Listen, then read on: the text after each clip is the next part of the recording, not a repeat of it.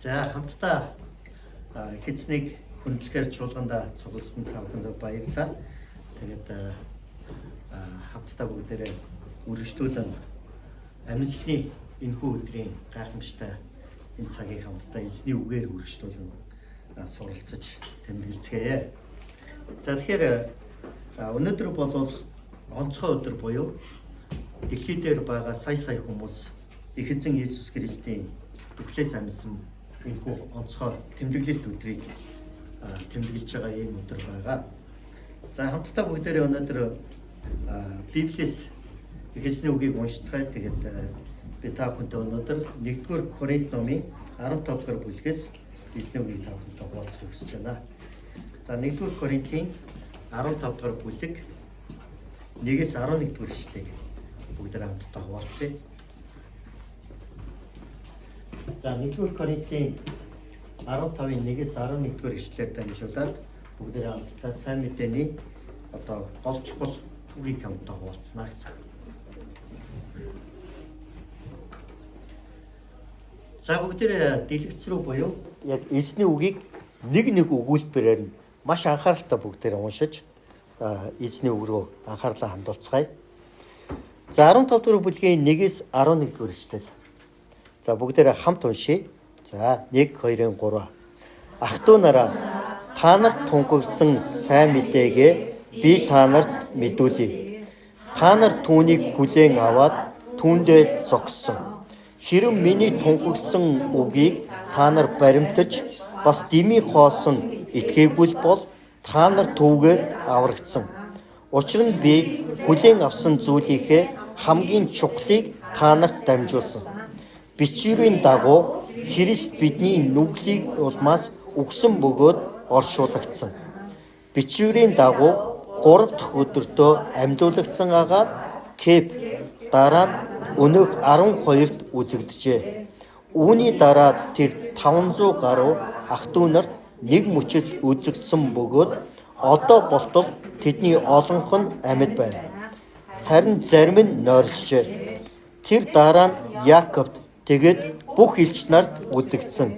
Бүгдийн эцэст дутуу төрсөн мэт надад ч тэр бас үзэгдсэн билээ. Учир нь би элч нараас хамгийн өчүүхэн нь бөгөөд Бурхны чуулганыг хавчиж байсан тул элч гэж нэрлэгдэх зохисгүйхэн юм. Гэвч Бурхны нэгүслэр би одоогийн бий болсон. Түүний надад үзүүлсэн нэгүсэл хоосон өнгөрөөгүй билээ. Харин ч би тэд бүгдээс илүү зүтгэсэн юм. Гэхдээ би биш, харин надтай хамт байдаг Бурхны нэгүсэл үүнийг хийсэн. Тиймээс би эсвэл тэд байсан эсэх нь хамаагүй. Харин тийхүү тунгаглаж та нар түнчлэн итгэсэн билээ. Амен. Амен. За гадаа дулаараад хаврын улирал болсон байна. За тэгээд хавар ирэхээр бидний сайн мэдж байгаачлан амьд бүхэн улам илүүгээр цэцэглэж ам орж модод навчсаа өгөж ер нь нэг цаанаа амьдрал дахин ингээд шинээр эхэлж байгаа юм шиг бий болдог. За Христэд итгэгчдийн хувьд өнөөдөр дэлхийд даяар 4 тэрбум орчим хүмүүс за Христийнхэн гэж байгаа тийм ээ. Одоо тэр дундаа манай Евангелийн чиглэлийн Христийнхэн, католик, за ортодокс гэх мэтлэн Христийн гэж байгаа энэ том одоо итгэл үнэмшилтэй хүмүүс бүгдээрээ өнөөдөр Христийн амьлсны баяр буюу Easter Day гэж хэлж байгаа тийм. За энэ баярыг бол дэлхийд даяар тэмдэглэж байгаа. За тэгэхээр өнөөдөр манай одоо Монгол хэлгээд Христийн чуулганы хувьд анхныхаа амьлсны баярыг бид нар тэмдэглэж байна. Тийм учраас бүгдээр эргэн тойронд байгаа хүмүүстээ Happy Easter Day. Амьсны баярын мэнд хүргэе гэж хэлье. За манай цуглааны чи одоо бараг 50% англи хэлтэй хүмүүс байгаа. Гэхдээ дандаа бага насны хүүхдүүд.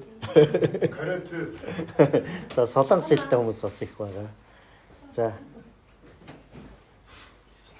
За тэгээд бүгдээрээ анхныхаа амьсны баярыг бид нар тэмдэглэж байгаа. Тэгэхээр бид нар ер нь бол хараа Библиэлд энэ баяруудыг маань өөрөө юу гэж хэлж байгаа. Энийг ойлгох нь маш чухал. Яг тэгэхээр түүхийн улмаас түүхийн цаг хугацаа өнгөрөх үед одоо аливаа Библийн дагуух одоо тэмдэглэх ёстой баярууд олон янзын уламжлал за шашны дэг жаягч гэдэг юм уу тийм зүйлтэй холилдсноосоо болоод зарим хүмүүс жоохон төөрөгдөл байдаг. Харин өнөөдөр бид нар хүн төрлөختний энэ дэлхийд даяар байгаа бараг 4 тэрбум хүмүүсийн өөрөөр хэлбэл хүн амын одоо тийм ээ бараг 3/2 нь тий одоо энэ одоо баярыг бол тэмдэглэж явах нь шүү дээ.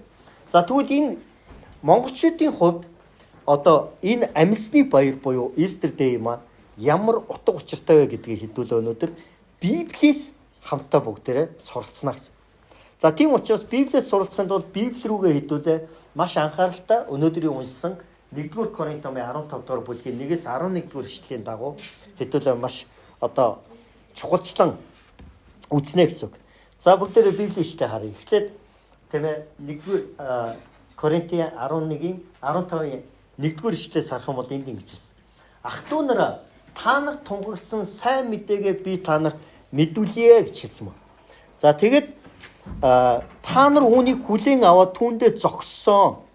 Хэрэв миний тунхагласан үгийг та нар баримталж бас дэмий хоосон итгээгүй бол та нар түүгээр аврагдсан гэдэг нэг юм өгүүлбэр байна. За эндээс харах юм бол эхлээд Паул юу гэж хэлж байгаа вэ гэхээр одоо Коринт гэдэг хотын Христэд итгэгч нарт. За өөрөөр хэлэх юм бол өнөөгөр хэдүүлээ тайлбарлах юм бол Монгол хэлгэлт Христийн чуулганыханд хандаад Библи өнөөдөр ингэж хэлж байна. Ах トゥ нараа гэж хэлж байгаа. Өөрөөр хэлэх юм бол энэ дугаа хүн болгоныг хэлж байна шүү дээ. Тэ? Ах トゥ нараа. За та нар тунхагласан сайн мэдээгээ гэж хэлж байгаа. За өнөөдөр энд ирсэн хүмүүсээс тийм ээ ер нь сайн мэдээ сонсоогүй хүмүүс гэж бол алга. Бид нар бүгдээрээ урд нь сайн мэдээ сонссон. Тэ? Бид нар Христэд итгэдэг. За Христийн сайн мэдээ юу вэ гэдгийг бид нар тодорхой хэмжээд мэддэг хүмүүс байна гэсэн. Тэгэхдээ Коринт хотын чуулганыханд ч гэсэн бүгдээрээ мэддэг байсан сайн мэдээг. Харин энэ дээр нэгтлээд Паул дахин хэлж сайн мэдээгээ би та нарт дахиад мэдүүлье гэж хэлж байгаа. За тэгээс сайн мэдээгээ мэдүүлэхдээ энэ дотроо юу гэж хэлж байгаа вэ? Хэрвээ та нар сонссон сайн мэдээндээ үнэн сэтгэлээсээ итгэдэг бол энэ чин амьдрал чин дэмий хоосон зүйл биш. Харин та нар сайн мэдээнд итгэсэн бол энэ чин та нарт нэгэн зүйлийг баталж байгаа. Тэр бол юу гэхээр та нар бол аврагдсан хүмүүс юм аа гэж. Та нар бол аврагдсан буюу та нар бол мөнхийн улсын хүмүүс юм аа гэдгийг хэлж байгаа. За тэгвэл Паул Коринт хотынд дахин энэ сайн мэдээг сануулan хэлэхдээ ингэж хэлж байгаа. Харин одоо би та нарт эннийхээ тийм ээ чухлыг нь хамгийн чухлыг нь 3 дугаар эшлэлээр хэлсэн тийм үү? Энд тэгс. Би та нарыг хүлээн авсан зүйлээр хамгийн чухлыг нь та нарт дамжуулсан. Энэ нь юу байсан? Энэ нь юу байсан? гэж яагаад ингэж хэлж байгаараа. Бичвэрийн дагуу. Өөрөөр хэлбэл Библийн дагуу энэ сайн мэдээ гэдэг чинь өөрөө юу юм бэ гэж. Магадгүй өнөөдөр хүмүүс сайн мэдээг ярихдаа сайхан юмнуудыг ярьдаг болсон. Манай цуглаан дээр тэ бурхан дитэг ямар ч асуудалгүй болно, асуудал чинь шийдэгдэнэ. Манай цуглаан дээр сайхан гоё юмнуудыг ярьдаг болсон. Харин яг үнэндээ бол сайн мэдээ гэдэг маань өөрөө юу хэлж байгаа вэ гэхээр за эхнийхт нь ингэж хэлж байгаа. Бичвэрийн дагуу гэж хэлсэн. Библийн дагуух зүйлийг сайн мэдээ гэж хэлдэг. Окей? Библийн дагуух зүйлийг. Библиэс гадуурх зүйл бол Христийн сайн мэдээ биш. Зөвхөн Библи дотор байгаа зүйлийг Христийн сайн мэдээ гэж хэлж байгаа. Бичвэрийн дагуу гэдэг маань Паул энд юу гэж хэлж байгаа вэхээр хуучин гэрээний үеэс өнөөдрийн хүртэл хуучин гэрээний одоо Библиэлд байгаа зүйлсүүд бүгдээрээ сайн мэдээ маа гэж. За тэгвэл хэдүүлээ харъя л да. Эхлэл номоор Библи эхэлж Илчлэлт номоор дуусдаг. Тэ? За Библи тийм ээ in the beginning буюу тэ эхэнд гэдэг энэ үгээр эхэлж байгаа. Эхэнд бурхан өөрөө оршин байсан гэдэг үгээр Библи эхэлж байгаа. Тэгэд Библи 66 номтой 66 номныхоо төгсгөлийн хамгийн сүүлийн ном нь бол Илчлэлт гэдэг ном байна. Илчлэлт ном юугаар дуусж байгаа вэ гэхээр Илчлэлт ном маань Есүс Христ дахин энэ дэлхий дээр ирнэ буюу Марната гэдэг үгээр дуусдаг. За тэгвэл эхлэлээс Илчлэлт гэдэг энэ хооронд хүн төрлөختний түүх явж идэг. Хүн төрлөختний үүсэл, хожим хүн төрлөختн яах ёстой гэдэг энэ түүх нь явж идэг. Зөвгөнөл нь явж идэг, Илчлэлт нь явж идэг. За одоо би та нарт шүү дээ ганцхан минутын дотор бүхэл бүтэн Библийг би та нарт тайлбарлаж өгье. Библи гэж юу вэ? Сайн мэдээ гэж юу? Сайн мэдээ гэхээр олон Христэд итгэгч нар сайн мэдээ бол шинэ гэрээний Матай, Марк, Лук, Иохан гэдэг дөрвөн ном юм ба гэж ойлгодог. Зөвлөдөө энийг сайн мэдээний дөрвөн ном гэж хэлдэг. Гэхдээ Эхлэлээс Илчлэлд Библийн бүх үг өөрөө сайн мэдээний ном. Сайн мэдээ буюу Бурхны үг. За тэгвэл Эхлэл ном дээр юу болсон бэхээр Эхлэл ном дээр Бурхан хүн төрлөختний бүтээгээд энэ дэлхийд байгаа бүх зүйлүүдийг бүтээгээд төгсөөр бүтээж Бурхны бүтээсэн зорилго нь юу байсан гэхээр Бурхан хүн төрлөختөнтэй мөнхөд им нэгдэлтэй төгс амьдрал дотор Тэнгэрийн деваачин шиг тэр деваачингийн амьдралаар амьдрахыг хүсэх тэр зорилготой бүтээсэн Бурхан хүн төрлөختнийг. За тэгсэн чинь юу болсон бэ гэхээр тэгсэн чинь энд юм болж. Эхлэл ном 1-2 дугаар бүлэг дээр Бурхан хүн төрлөختнийг бүтээсэн. Харин 3 дугаар бүлэг дээр хүмүүс Бурханы үгийг зөрчиж буюу хүмүүс Бурханаас холдсон. Яаж? Гим нүгэл үлдээд Бурханаас холдсон. Гимээсээ болж хүмүүс Бурханаас холдсон. За тэгээд хүн төрлөختөн Бурхан хоёрын хооронд ийм ан цав үүссэн. Үүний дараа юу болж байгаа вэ гэхээр шинэ гэрээний үе эхэлж байгаа боёо. Шинэ гэрээнд юу болж байгаа вэ гэхээр шинэ гэрээнд Христ Иесусээр дамжуулаад тэр үүссэн байсан ан цавын голд нь яасан бэ гэхээр ийм гүүр тавигдсан. Тэр нь юу вэ гэхээр Бурхан хүн төрлөختөө хоёрыг буцаагаад эвлэрүүлэх гүүр тавигдсан. Өөрөөр хэлэх юм бол Иесус Христ бол хүн төрлөختөн ба Бурхан хоёрын хооронд байсан тэр заагийг холбож өгсөн холбооч юм. Та нар Монголын түүхэнд хамгийн мундаг холбооч хин гэж хүн байсан мэдэх үү? Хамгийн мундаг холбооч хүн.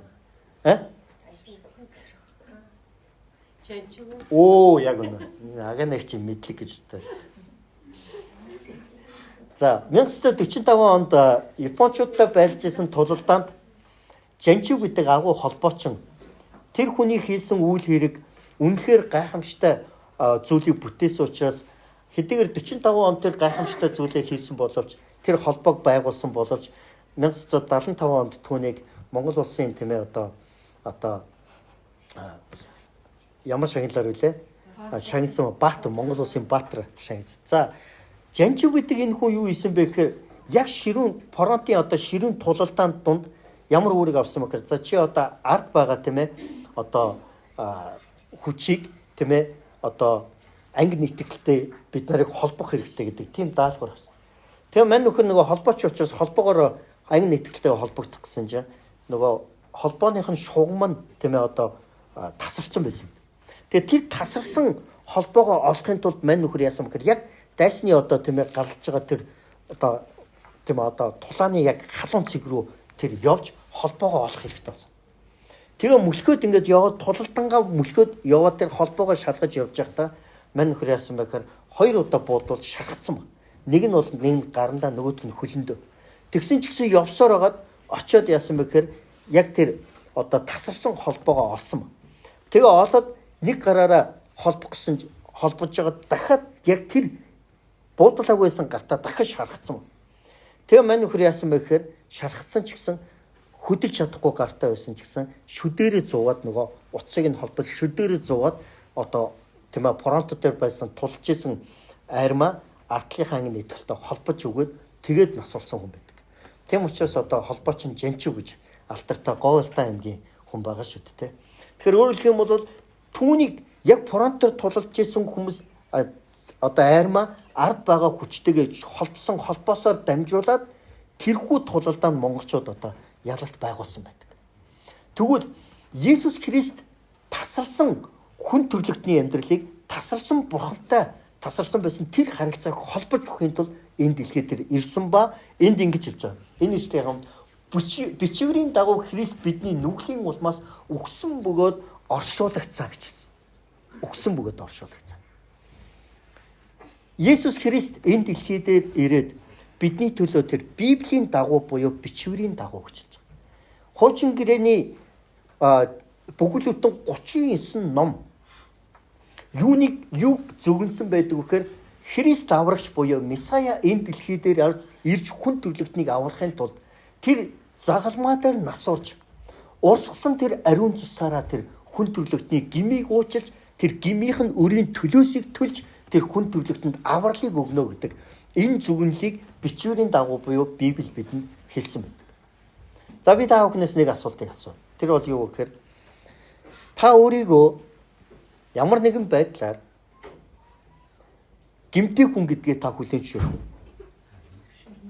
Зөвшөөрнө. Ямар дуулууртай, ямар даруй. Тэгэхээр яг үнэндээ бид дандаа яд монголчууд бид нар хэлдэг гүбэл тоос гарахгүй хүн байхгүй гэж. 13 тэгш хүн гэж байхгүй гэдэг. Өөрөөр хэлэх юм бол хүмүүс бид нар тийм ээ хүсээгүй хэрнээ хүртэл гим нүглийг бид нар үлдэж яадаг. За маш сайн хүн байлаа гэж бодъё те. Энэ нь бол тийм нэг бохор заваа тийм үлдэл хэл яриа тийм юм нэг оролцдог. Гэхдээ л хүмүүс бид нар төгс биш учраас те адаглал атайхан ингээл явж явах гаднаас нөлөөж байгаа хүчин зүйлсүүд бид нарыг уурлуулдаг, уцаарлуулдаг тийм ээ. Би бүр ингээд сандыг ингээд машин бариад явж байгаад хажуунаас нэг нөхөр ингээд шахаатчлаа яагаад ч лээ тэгээ яг цонхоо онгоолгоод тэгтээ яг тэрнтэй зэрэгцээд миний утас дуурайд нэг итгэгч хүн над руу залгаад сайн мега пастра гэдээ ярьж. Би яг сайн гэдэг пастор хүн учраас итгэгч хүнтэй гоё ярина шүү дээ. Сайн гэдэг амар ариухан ярьж байгаа шүү. Тэгтэл нөгөө яг цонх онгоцоо хажуунаас нэг нөхөр ингээд шахаад те. Тэгээ би мөн хашаа гэд яг орилсон байхгүй. Тэнгүүт иш ангууд би нэр юу хэлж вэ те. Тэнгүүт нөгөө яасан пастор зүгөөрөө. Өөрөөр хэлэх юм бол пастор ч вэ нэ пастор биш ч вэ нэ лам ч вэ нэ лам биш ч вэ нэ ерөнхийлөгч ч вэ нэ биш ч вэ нэ профессор доктор ч вэ нэ хинч вэ те. Хүмүүс бид нар ямар нэгэн байдлаар тийм ээ ууралдаг, уцралдаг, гимнүгэл үйлддэг. Харин гимнүгэлгүй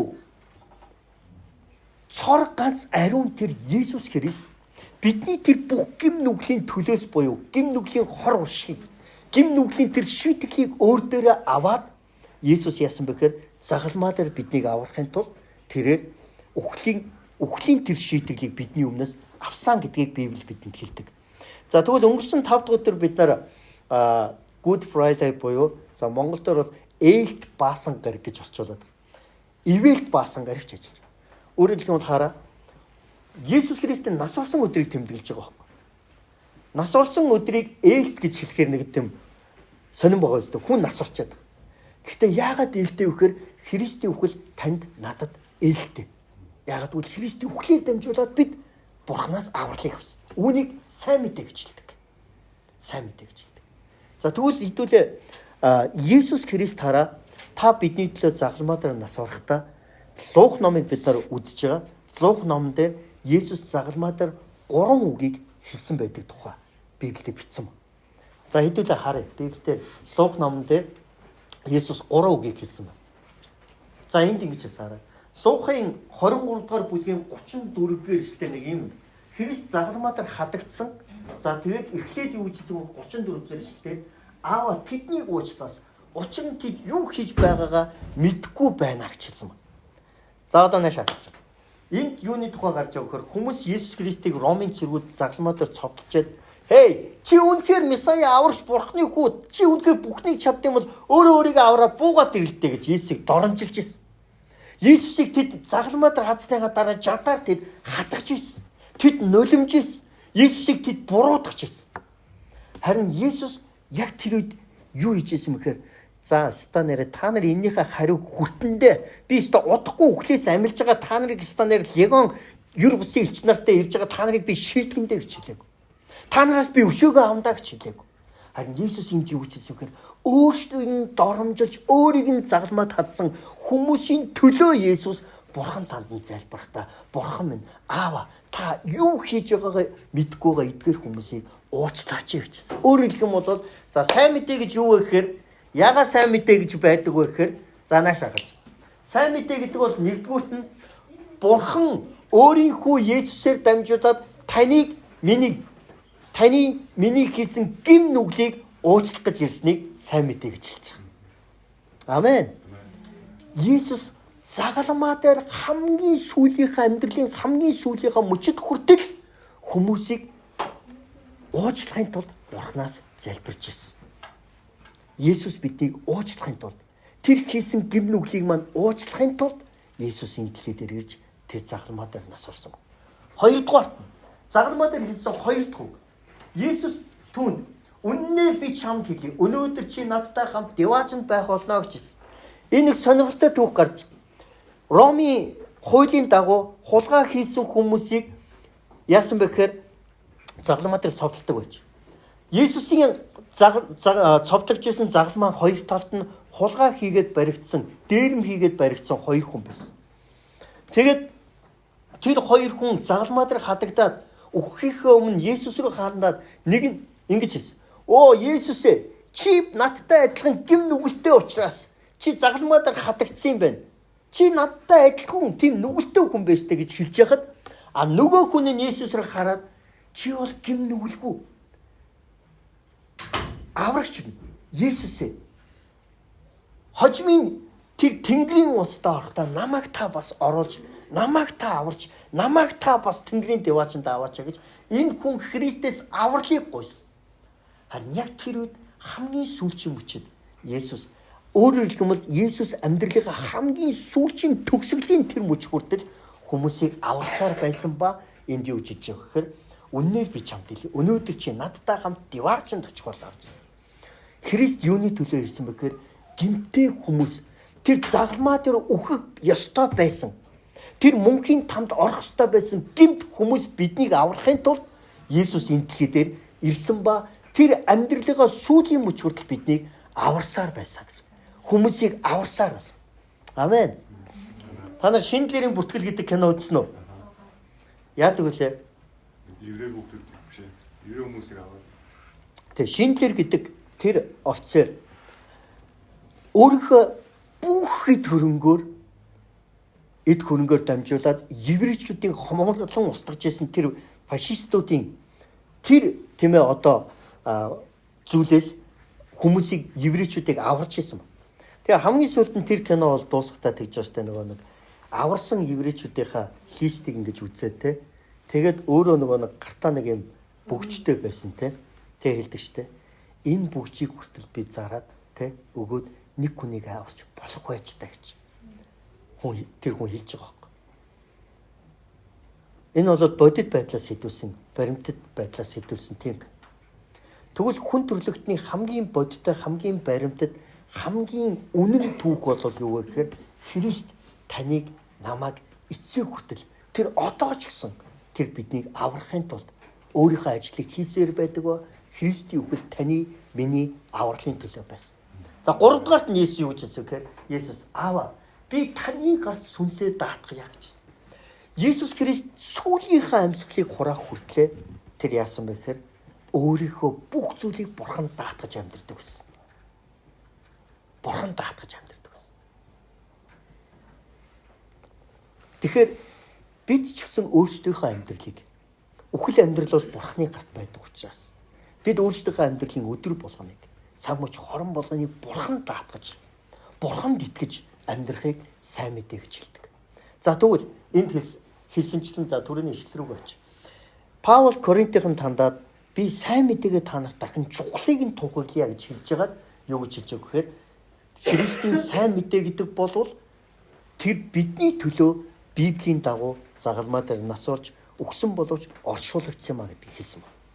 За тийм учраас өнөөдөр бүгдээрээ хамтдаа Христийн энэхүү үхлийг бид нар дурсан санах нэгэн чухал зүйлийг бид нар хийхийг хүсэж байгаа. За тэр болвол за би та бүхэнд Библийн дахиад Лук номын 23 дугаар бүлгээс би та бүхэнд уншиж хэлж өгмөр. Тэгэхээр за энэ Библийн ишлэгийг харъя. За Лукын 22 дугаар бүлэг 19-20 дугаар ишлэлээр Есүс загалмаа дээр нас орохынхаа өмнө Христэд итгэгч нарт хандаад ийм нэгэн чухал зүйлийг хэлсэн байна. Тэр юу гэж хэлсэн бэ гэхээр тэр Христ өөрийнхөө дагалдагч нартай хамт байхдаа тэр эхлээд талах аваад талархал өргөөд гэдэг маань Бурхан танд нь залбираад юу гэж хэлсэн бэ гэхээр энэ бол та нарын төлөө өгөх миний бие мөн гэж хэлсэн. Өөрөөр хэлэх юм бол Христ загалмаа дээр өөрийн биеийг зориулж бидний төлөө Христ өөрийн биеийг зориулсан гэдгийг хэлж байгаа. Тэгээд та нар намайг дурсаж үүнийг үлдээ хичсэн. Өөрөөр хэлэх юм бол та нар энэ талхыг идэхтэй Христийн бие миний төлөө загалмаа дээр өргөгдсөн юм а гэдгийг дурсан санаараа гэж хэлсэн бол дараа нь тэр талах эзнийхаа дараа тэр мөн аяг авч энэ аягтай бол тааны төлөө урсах миний цусаар тогтоодох шинэ гэрээ юм а гэж хэлээх гэсэн.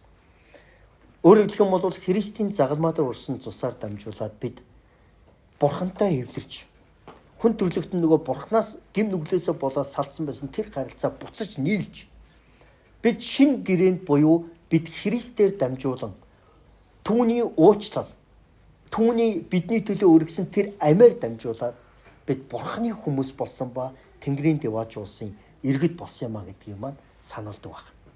За тийм учраас бүгдээрээ хамтдаа өнөөдөр би та бүхэн нэгэн зүйлийг хэлмээр байна. Одоо бид нар Христийн яг энэхүү одоо бидэнд хэлсний дагуу Христийн үхлийг дурсан санах ийм цаг, ийм эзний зоог гэдэг ёслолыг бид нар хийх гэж байна. За энэ нь юу гэсэн үг вэ гэхээр энэ ёслолд хэн оролцож болох вэ гэхээр хэрвээ та яг одоо миний төлөө Есүс Христ ирж миний бүх гим нүглийг уучлахын тулд тэр загалмай дээр нас урж түүний урсгасан цусаар миний бүх гим нүгэл угаагдсан цэвэрлэгдэж би Христээр дамжуулан уучлагдсан би Христээр дамжуулан аврагдсан хүн юм а гэдэгт та хэрвээ итгэж байгаа бол та энэ ёслолд оролцоорой зэ. Хараахан та Христэд би өшөө илүү мэдэх хэрэгтэй. Итгэх үгүйгээ энэ сайн мэдээнд итгэх үгүйгээ би хараахан шийдээгүй байгаа гэж бодож байгаа бол санаа зовх зүйлгүйгээр та энэ ёслолд оролцохгүй байж болно гэсэн. Энэ болвол өөрөөр хэлэх юм бол Христийн бие ба түүний цусыг дурсан санаж байгаа ийм үйл явдал юм а. За хэрвээ та энэ Христийн сайн мэдээ буюу Бурхан бол Есүсээр дамжуулан намайг аварсан, Есүс бол миний аварчаа гэдэг та хэрвээ итгэж байгаа бол яг энэ ёслолд та бүхэн оролцоосоо гэж хүсэж байна. За тэгээд сая энийг тараач. За тэгэхээр бүгдээрээ яг энэ эсгээгүй талхнаас нэг ширхгийг хэрвээ та яг сайн мэдээнд итгэж байгаа бол та аваарай. Тэгээд ангуудлаа төр зур одоо аваад өөртөө байлгаж байгаарай. За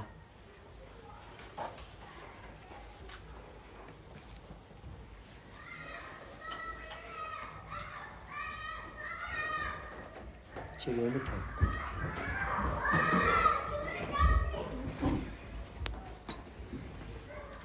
За мөн бас энэ аягтай босон үзмийн дарснаас та хүмүүс аваарай.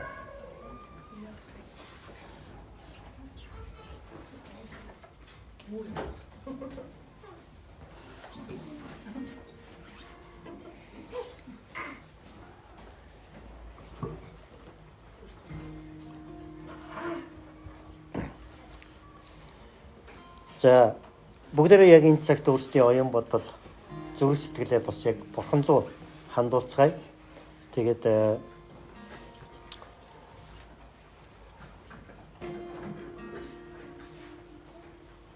саяны яг Библиэр хэлсэн энэхүү үгийн дагуу бүгдээр хамтдаа Бурхан тандан залбирцгаая. Тэгээд энд Есүс хэлэхдээ энэ талах бол та нарын төлөө өргөдөх миний бие юм а гэж хэлсэн. Үнэхээр Христийн тэр ариун бие миний гим нүгэлтэй амьдралыг уучлахын тулд загалмаа дээр өргөгдсөн. Тийм учраас энэ цагт бүгдээрээ хамтдаа нүдэн анаад эзний тэр загалмаа дээр өргөгдсөн ариун биеийг дурсан санацгаая. Тэгээ бүгдээрээ яг энэ далхыг идэхийн өмнө та бүхэн намайг дагаад их эзэн хандан залбираарай, чангаар залбираарай. Би чангаар нэг өгүүлбэрээр хэлэх болно. Та яг эзний сайн мэдээнд итгэж байгаа бол та эзэнд хандан чин сэтгэлээсээ залбирч хэлээрэй. Их эзэн Есүс минь ээ. Та миний төлөө энэ дэлхийд ирж гимгүү ариун бие загалмаа дээр миний төлөө зориулсан баярлаа. Таны ариун биеийг энэ талхаар илэрхийлж байна. Бид энэ эсгээгүй талхыг идэхдээ таны авралыг, таны хайрыг, таны уучлалыг, таны бидэнд өгсөн мөнх амийг санаж байна. Есүсийн нэрээр. Аамен. За бүгдээрээ талхай эцгэе.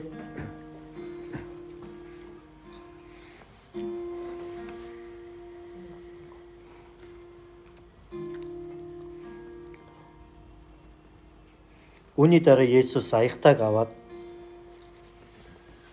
энэ аягтай бол та нарын төлөө урсах миний цусаар тогтоодох шинэ гэрээ юм аа гэж хэлсэн. Өдөр аягтай энэ хөө усан үзмийн жүсийг ууглаа. Миний төлөө урсгасан тэр Есүсийн цусыг бас дурсан санацгаая.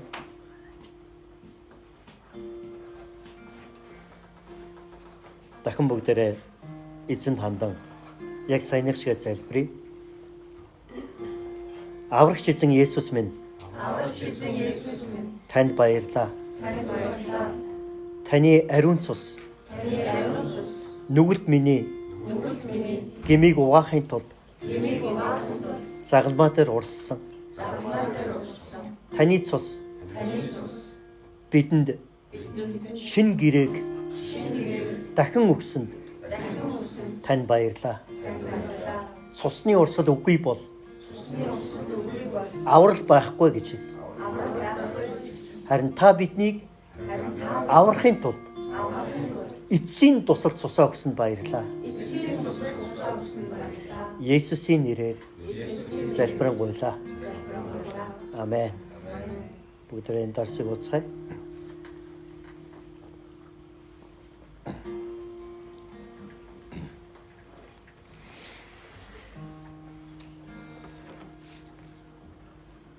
Үргэлжлүүлэн бүгдээрээ энэхүү сайн мэдээг хуваалцъя.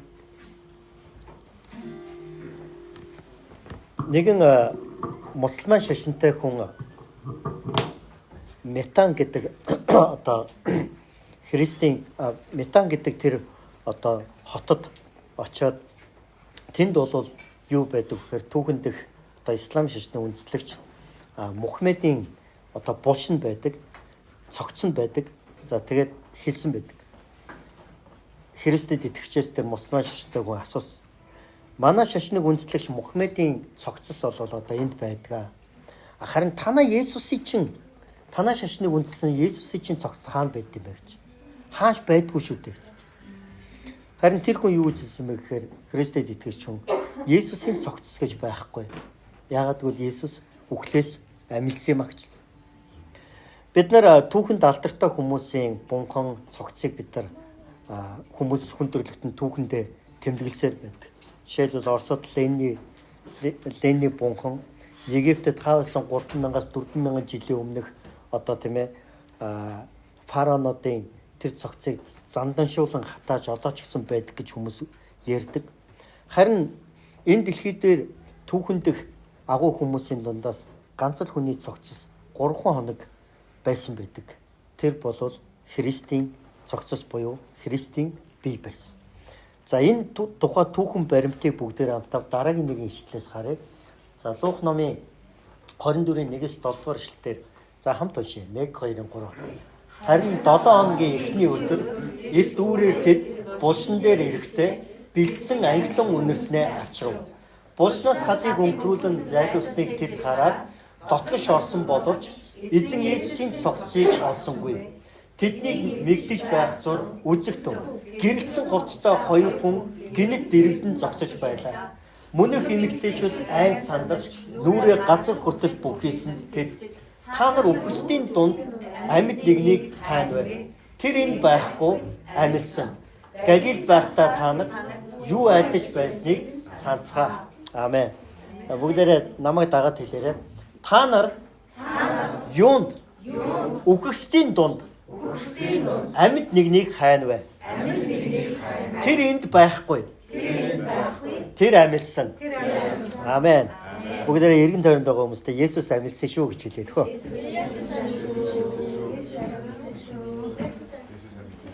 За. Одоо бүгдээрээ хамтаа сайн мэдээнийхээ сүүлийн хоёр хэсгийг үзье. За эхнийх нь бол бид нар бичвэрийн дагуу Христ үхээд оршуулгдсан гэдгийг хэлсэн. За энэ бол Библийн дагуух баримт байна. За тэгвэл одоо дараагийн хоёр зүйл нэг сонирхолтой зүйл байна. Сайн мэдээний дараагийн хоёр дахь зүйл бол нөгөө оршуулгдсан байсан Есүс дээр 7 хоногийн эхний өдөр эмэгтэйчүүд нөгөө еврейн ёс заншлаар бол юу гэхээр одоо хүнийг олшуулсны дараа ийм одоо тосоод тостоод майланган энэ даавгаар ороогод тавьчих юм бол хүний бие ялцардаггүй байна. Хэсэг хугацаанд бол ялцрахгүй байдаг. Тэгээд Есүсийг дагж исэн Магдал хотын майр, Есүсийн их майр эднэр бол Есүс маш их хайртай байсан. Тэгээд тэд яасан бэ гэхээр яг үнэндээ бол тэдэнд Есүс амьд байхдаа Галилд байхдаа юу гэсэн гэхээр би үнэндээ бол үхээд 3 хоногийн дотор амилнаа гэж хэлж исэн боловч Есүсийн үгэнд хүмүүс бүгдээрээ итгэж исэн ч гэсэн ганцхан зүйлд нь хүмүүс эргэлдэж исэн. Тэр бол юу гэхээр үхлээс амилна гэдэгт эргэлдэж исэн. Яагаад? Яагаад гэвэл хүмүүс хүн үхээд амилнаа гэдэгт итгэнэ гэдэг бол тийм амархан юм биш. Ер нь бол Есүсийн сайн мэдээг ингээд хүмүүст ярьж хагаад за Есүс таны төлөө танд хайртай учраас загалмаа дээр нас урсан гэдэг энэ хүртэл ярихад бол хүмүүс асуудалгүй сонсдог. За тэгээд Есүс таны төлөө загалмаа дээр нас урсан болооч 3 хоногийн дотор үхлээс амилсан юм а гэнгүүт хүмүүс за ингээл Есүсийнхэн бураад эхэлт юм да. Ингээл хүн итгэмээргүй юм яриад байдаг хэвгүй юу гэж. Хүмүүс тэгж ярьдаг, тэгж боддог. Харин хэрвээ бид нар Есүсийн амьдлтыг ярихгүй бол энэ нь сайн мэдээ биш. Хэрвээ бид нар Есүсийн үхэлд итгэдэг хэрнээ амьдлтанд нь итгэдэг юм бол бидний итгэл үнэмшил хоосон гэсэн үг. Бид худлаа юмд итгэж байна гэсэн үг. Есүсийн сайн мэдээнд бид нар бүхлээр нь цогцоор итгэх. Тэр бол юу гэхээр Христ үгсэн шигэ амилсан юм а гэдэгт бид итгэдэг. Энэ бол баримт нотлохоо. Ямар нотлохоо юм? За Библиэд нотлохоо бол юу гэхээр бүтэнсэ өдрийн өглөө буюу 7 хоногийн эхний өдрийн өглөө яасан бэ гэхээр эмэгтэйчүүд Есүсийн булсан дээр нөгөө тосоо дахиж дүрхэж нөгөө цогцыг нь ялцарч муутахаас хамгаалах гад тосоод дүрх гээд очисон. Тэд нар очиж явахдаа нэг зүйл санаа зовж байна. Тэр юу гэхээр Есүсийг хадан булшинд оршуулсан. Тэгээ булшны одоо ханыг тийм ээ одоо том одоо чулуугаар бүгэлдсэн байсан. Тэгээ тэр чулууг яаж холдуулна да гэж бодоод очижсэн чинь очсон ч тэр булш аль хэдийн холтчихсон байсан. Тэгээ дотгошоо орсон Есүсийн булш байхгүй. Харин тэр булшны цогцсны оронд тэнд хэн байсан бэ гэхээр Бурхны Тэнгэр илж байсан гэжсэн. Тэгээ тэр Тэнгэр илж эмэгтэйч дандаад юу гэсэн бэ гэхээр та нар үхсдийн донд амьд Бурхныг юунд нь хайсан? Амьд нэг юунд хайсан? Есүс одоо булшинд байхгүй тэр амилсан гэдэг энэ үгийг хэлсэн байдаг. Өнөөдрийн бид нарын уншсан 1-р Коринт 15 дугаар бүлэг дээр яг үүнийг Паул Коринтынд дахин тунгаглаж хэлж байгаа. Тэр юу гэж хэлсэн бэ гэхээр яг үнэндээ бол Христ бичвэрийн дагуу 3 дахь өдрөө амьлуулагдсан. За одоо энийг нь яаж нотлсон юм? Яаж нотлсон? Бид нар Чингис гэдэг хүн байсныг мэддэг үү?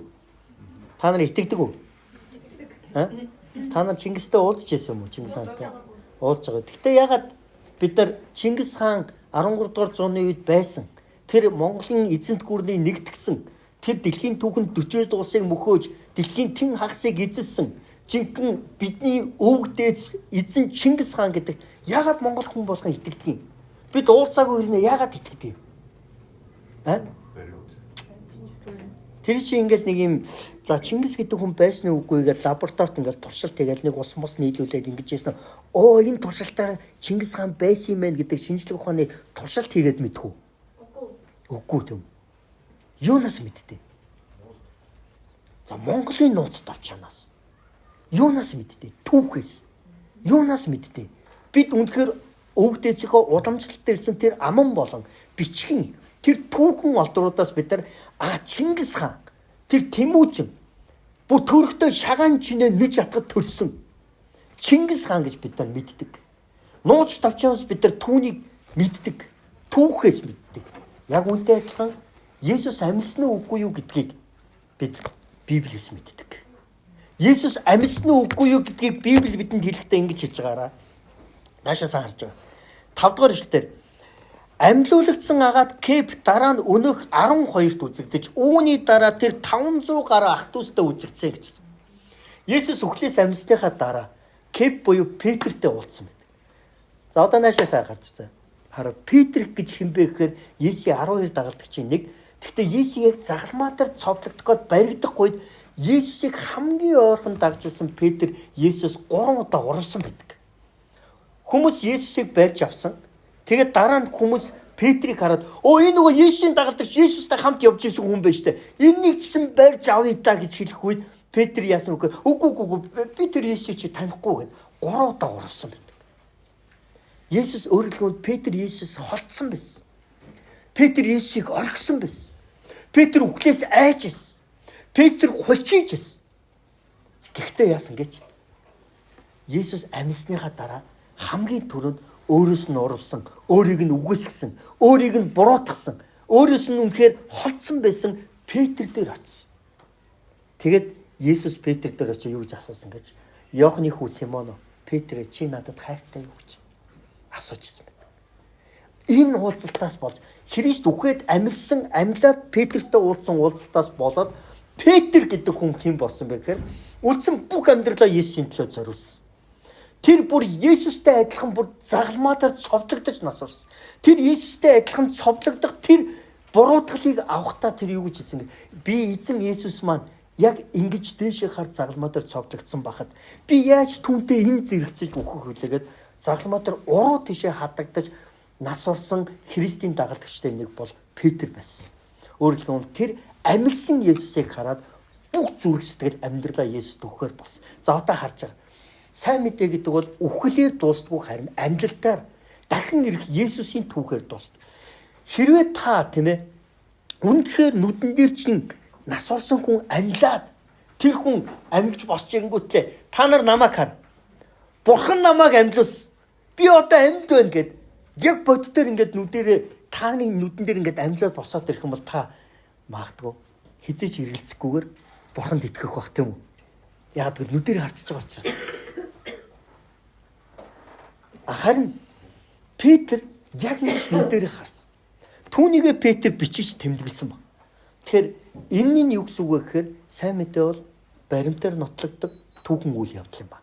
Христ үхлээс амьсан түүхэн үйл явдал юм. Тийм учраас өнөөдрийн хүртэл 2000 гаруй жилийн турш дэлхийд дээр сая хүмүүс Easter Day буюу Resurrection Day буюу Христ үхлээс амьсан энэ өдрийг өнөөдрийн хүртэл дэлхийн хүн амын тийм ээ тэн хагасаас илүү тэмдэглэсээр ирсэн. Энэ бол Христийн амьдлтын баримт юм а гэсэн. Есүс ганцхан өөрөөс нь урвсан байсан Петр дээр уулзаа зогсохгүй тэр өөрийнхөө 12 дагалдагчтай уулзсан. Тэр 500 гаруй хүмүүст нэг зэрэг амьсан биеэрээ харагдсан байдаг. За үүнийг хамгийн сүүлд харсан өөрийгөө би хамгийн сүүлд нь одоо тийм ээ элч нарын дундаас би хамгийн отгоноо нэмаа гэж хэлсэн хүн бол өнөөдрийн энэ нэшлийг хэлээд байгаа Паул өөрөө. Паул гэж хэн байсан бэ гэхээр Христэд итгэж хүмүүсийг дандаа хутлаа ярьж та нартай дэмий бурж яах юм а гэдэг үүднээс Христэд итгэж нарыг буруутгаж байж аваа шоронд хорж шуулганыг хавчиж шуулганыг үүд хаалгыг хааж Христэд итгэж нарыг шоронд хийжсэн ийм хүн байсан. Харин Паул өөрөө Дамаск гэдэг газар руу явж байгаад бурхантай уулзаад амьд бурхантай уулзаад тэр амьдралаа Есүс зориулахаар шийдэж ингэж өөрчлөгдсөн хүн. За эндээс сайн мэдээний сүүлийн зүйлийг би тааханд хэлье. Үхлээс амьсан Есүстэй итгэдэг бол Есүс таны амьдралыг өөрчилдөг. Есүс та бидний амьдралыг боддоор өөрчилдөг. Тийм учраас амьсан Есүсийн сайн мэдээнд итгэсэн өнөөдөр энэ дэлхий дээр байгаа сая хүмүүсийн амьдрал оромгоор өөрчлөгдсөн байна. Энэ ч хизээч өөрчлөгдөхгүй гэсэн хүмүүс. Сая 10 хоногийн өмнө би энэ доотлын ивент холд Монголын Евангелийн эвслээс зохион байгуулж байгаа нэг үйл ажиллагаанд оролцсон. Тэнд цогоо гэдэг нэг пастор байсан. Тэр цогоогийн пастор болвол олон жил шоронд байсан нөхөр. Хүн амьны хэрэгтэй шоронд орсон. Шоронд орсныхан дараа олон ах нар нь бүгдээрээ бас ямар нэгэн байдлаар хүнд алуулсаар. Тэгээ тэр пастор өөрийнхөө гэрчлэлийг ярьж. Би шоронд яавал би тийм ээ атман болох уу? Яавал би ингэж амьдралыг өөрийнхөө ингэж авч явах уу гэж бодож ирсэн. Харин нэг өдөр би бүр яг жоохон хүүхчиг би үрсээ мэлмэрдэл би ойлсан. Тэр ойлолт миний амьдралыг өөрчилсөн. Яагаад үйлсэж? Шоронд байхдаа Христийн сайн мэдээг сонссон. Есүс чамд хайртай. Есүс чиний бүх гэмнүглийг уучлахын тулд энэ дэлхий дээр ирсэн. Есүс чиний амьдралыг цоошин болгож өөрчлөхийн тулд энэ дэлхий дээр ирсэн юм а гэдэг. Энэ сайн мэдээг тэр ах сонсоод яасан бэхээр маш их уйлаад тэгээд яасан шоронд байхдаа Есүс итгэхэд амьдралаа өөрчилж гисэн. Тэгээд тэр нөгөө нэг сайн мэдээ тарааж тэдний шоронд ирдэг байсан хүмүүсийн дундаас нэг сайн мэдээ тараадаг нэг эмэгтэйд дурлцсан гэж байгаа юм. Тэгээ шоронгос суллагдаж гарангуудаа тэр эмэгтэйгийн хардаас гүйсээр угаад тэр эмэгтэйтэйгээ гэрэлсэн.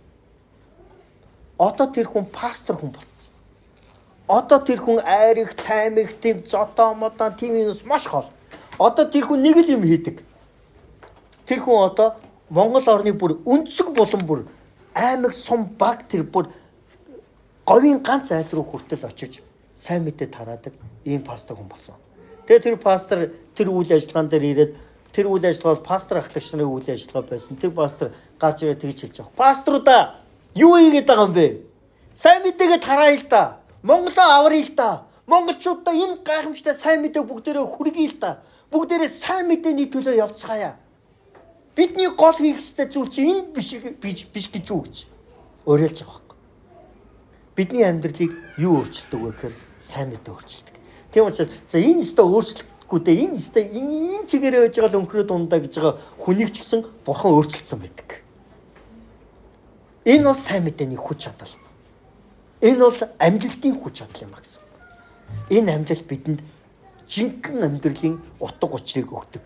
Тэгвэл бид Христэд яагаад итгэдэг вэ гэхээр хараа. За эцэст нь шүү дээ, тэ. Бид яагаад Есүст итгэдэг вэ гэхээр энэ дэлхий дээр ямар ч асуудалгүй маш гоё, аж аргалтай, ямар ч одоо зовлон бэрхшээлгүй, ямар ч зовлонгийн нулимсгүй амьдрахын тулд бид Есүст итгэдэг. Харин бид хожмын тэр мөнхийн амьдрал, хожмын тэр жинхэнэ төгс аж аргалтай амьдралыг харж бид нар Есүст итгэдэг ба Христ үхлээс амьдсан шиг Христэд итгэдэг хүмүүс Христтэй адилхан үхлээс амьд Тэнгэрийн Деваж улсад Бурхантай мөнхөд хамт амьдрах энэ амьдралын төлөө бид Христэд итгэдэг. Энэ амьдрал маань ирээдүйн төлөөх бидний итгэл найдвар юм байна. Өөрөөр хэлбэл Есүс танд сайн мэдээгээр дамжуулан мөнхийн итгэл найдварыг өгсөн гэсэн. Амен. Тийм учраас амжилт бол бидэнд мөнхийн найдварыг өгдөг. Амжилт бидэнд амьдралын өөрчлөлтийг өгдөг.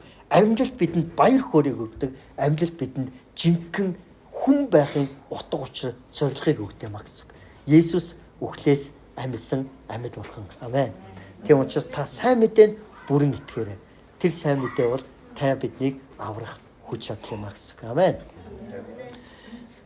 Хамтаа бүгдээрээ энэ цаг дахин эзний өмнө ирээд өнөөдрийн сонссон эзний үгийн дагуу бүгдээрээ цагт залбирцгаая.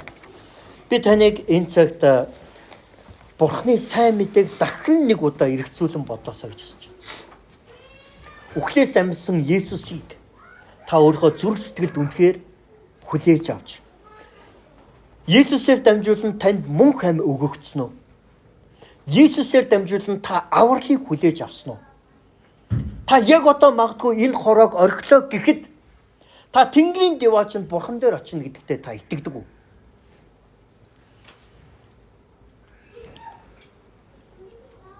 Их эзэн Бурхан минь, өнөөдөр та энд таны хайртай эрэгтэй эмэгтэй хүмүүсийг энэ хөөрхөн бяцхан хүүхдүүдийг илгээж өгсөн баярлаа.